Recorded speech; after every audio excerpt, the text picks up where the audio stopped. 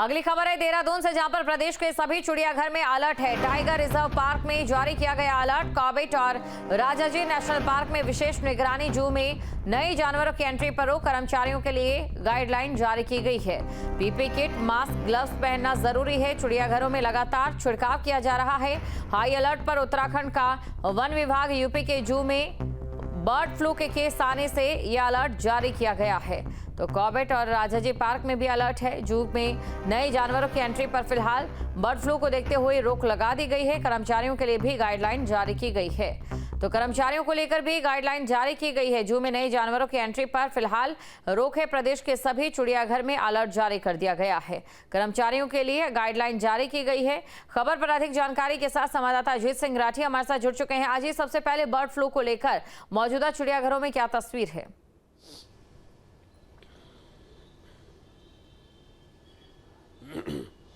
देखिए, आपको याद होगा कि कानपुर के चिड़ियाघर में पटौदी नाम का एक जो बाघ था, तो उसकी डेथ हो गई थी 2-3 दिन पहले, और वो गोरखपुर से उपचार के लिए कानपुर रेफ़र किया गया था।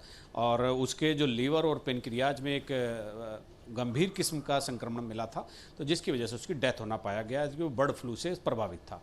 उसके साथ ही आपको ये भी याद होगा कि उत्तर प्रदेश के सभी चिड़ियाघर 2-3 दिन के लिए बंद कर दिए गए हैं। जैसे ही वहाँ घटना होती है तो केंद्रीय जू प्राधिकरण एक होता है, केंद्रीय जू प्राधिकरण ने एक सभी राज्यों को एक नोटिस जारी किया कि कानपुर में इस तरह की घटना हुई है, तो जितने भी वाइल्ड लाइफ से संबंधित राज्य हैं, खासतौर पर हिली स्टेट हैं या कहीं चिड़ियाघर बहुत बड़ी संख्या में हैं, रेस्क्यू सेंटर हैं, तो उनके लिए कहा गया कि किसी भी हालत में जितना भी प्रोटोकॉल होता है इस तरह की परिस्थितियों में वो फॉलो किया जाए।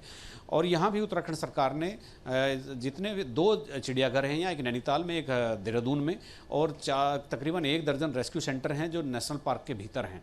तो चूंकि वहाँ पर जीव जंतु रहते हैं, उनके खाने पीने का, आहार का जो आपूर्ति होती है वो बाहर से होती है, और उनको देखने के लिए भी लोग बाहर से जाते हैं। तो एक हाई अलर्ट कर दिया गया है रेस्क्यू सेंटर और चिड़ियाघरों में कि कोई भी व्यक्ति आएगा तो पहले वहाँ दवाइयों का छिड़काव होता रहेगा। एक तो राउंड द क्लॉक, एक तो ये बात तय हुई है।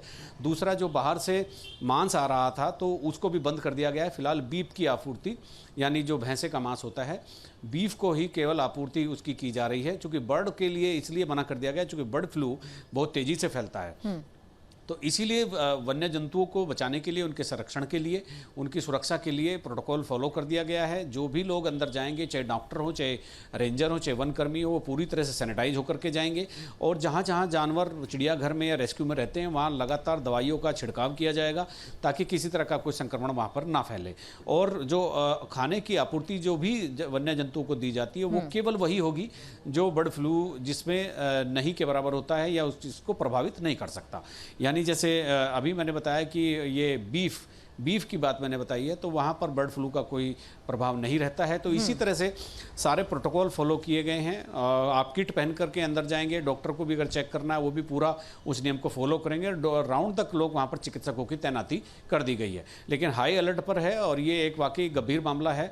कानपुर की घटना के बाद उत्तराखंड में पूरी तरह से चिड़ियाघरों को, रेस्क्यू सेंटर को हाई अलर्ट पर कर दिया गया। जी बिल्कुल, यानी कि कुल मिलाकर तकनीकी बिंदुओं को ध्यान में रखते हुए इस संक्रमण से खतरे की बचने की कोशिश की जा रही है, जानवरों को बचाने की कोशिश की जा रही है। शुक्रिया तमाम जानकारी को दर्शकों तक पहुंचाने